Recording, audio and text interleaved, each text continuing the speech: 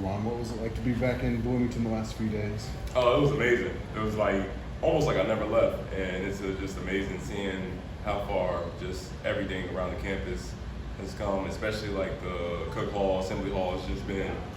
It's been terrific to see just how much time and effort they put into it. I'm really happy for the young guys coming up. Put on those the candy stripes today. How was that? Oh, it was amazing.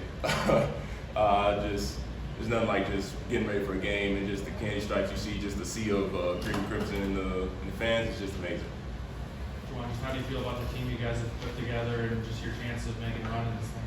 I feel great. I mean, as you can see, just like it's a lot of our times, first times playing together. I mean, there's some like blending of generations, whether that be like Troy Yogi with me with Race and Devontae, and then the other guys that have come in as well, who have played in TBT before, just kind of integrating us in the way to play.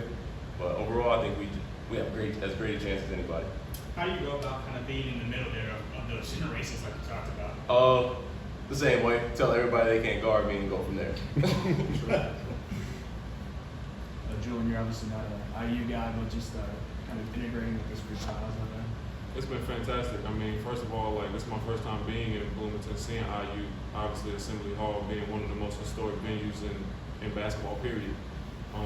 So it's been incredible hospitality, getting to know guys like J-Mo, Yogi. I've known Jordan for a long time from playing basketball overseas together and against each other.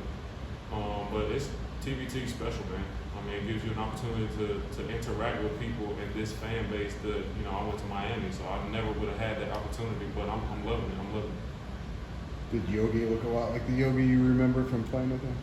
Yeah. Just strong, fast, and makes shots that are insane just look normal. He's the same Yogi. Julian, what were your impressions of this IU fan base? Incredible. I mean, showing up, I think we got here around 6, and it was all red in the gym. I almost forgot we were at Butler. But I mean, even to be an hour away and to have all of these fans come out and support these guys and hearing the noise when you're running out the tunnel, it kind of does give you that college feel again. Even as a non-IU guy, I mean, I'm happy for them. I can only imagine what that feeling is to play back in front of your fans and you kind of feel like you're back at home and see a lot of old familiar faces. And what better place to do it in a tournament where you have a chance to win $1 million? When you guys play the Purdue-based team tomorrow, does that add a little more excitement, kind of that rivalry aspect? Probably for them. To us, it's just another game. We just gonna keep trying to win. Like we said today, we just gotta go 1-0 6 times, and they just in the way right now. In terms of like game prep, I know you guys practiced this week. Just how much were you guys able to kind of get through sets and different plays and stuff? I mean, we kind of went through just a lot of general sets. Obviously, we weren't at our best today, and we have to continue to be more organized. But, this tournament is a process. Like, we're only together for about 2.5 weeks total from start to finish. So us as professionals and as men with the mutual respect that we have for each other and our coaches, every day we're going to get exponentially better. And to win, that means you guarantee yourself another opportunity to play again. And you can only be excited about that. I've played in this tournament maybe 7 out of the 11 years.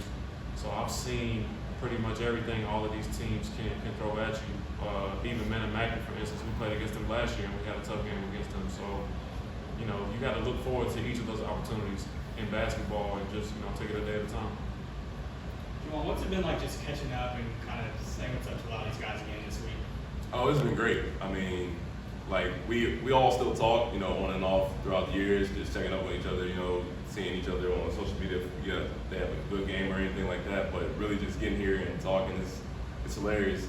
Just talking about all the practices, all the times where we all wake up at 6 a.m. and ask each other if we really want to do this basketball thing. I think it's crazy because even guys like Julian, who, like you said, went to Miami, we all live the same life, regardless of where you're at. And it's just been fun getting to know these guys and reconnecting with the other guys too. How long did it take for it to almost feel like old times? Immediately.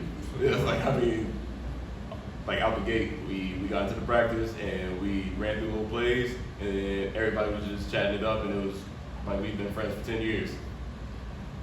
Do one more? The news came out that you're going to play overseas with Yogi next year. How did that all come about? I honestly don't know. I didn't even know Yogi was in Montenegro at the time. But then I remember my agent was like, a Euro Cup team is looking at you, and Yogi was there last year. So I reached out to Yogi and was just talking about it. And I was like, thinking of my best year at IU, like just team-wise, was with Yogi. And it's just almost like, why not? I mean, it's a great chance to play with a great point guard again, and then also an amazing competition overseas. Couldn't pass it up. Thanks, everybody.